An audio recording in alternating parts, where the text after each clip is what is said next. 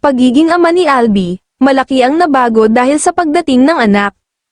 Takot ang unang naramdaman ni Albie Casino nang malaman nitong magiging ama na siya.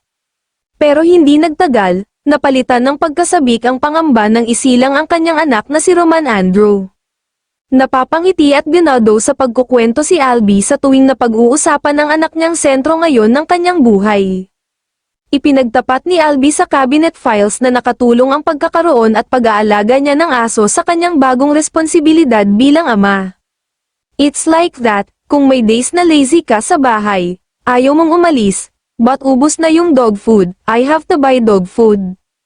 So it taught me a little bit of responsibility for now that I really need all of the responsibility.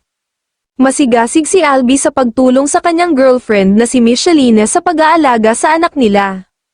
When I'm home, super happy ako, he's developing a personality na, like, nakikilala na niya kung sino kami, kapag narinig na niya ang boses ko, hinahanap na niya ako.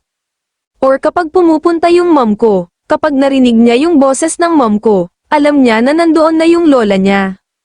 Gaya ng ibang mga baguhang ama, madalas na tinititigan ni Albie si Roman Andrew.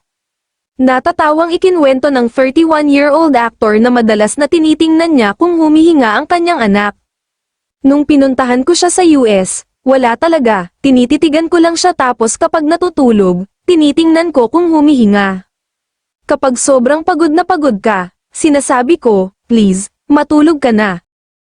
Ano nga ba ang gusto niyang itawag sa kanya ni Roman Andrew? Ayon kay Albie, my dad is Lolo Papa, so, all of my cousins, ang tawag nila sa dad ko, Papa, so everyone calls my dad Papa so I want my baby to call my dad Papa also, anything, except Papa na itawag sa akin.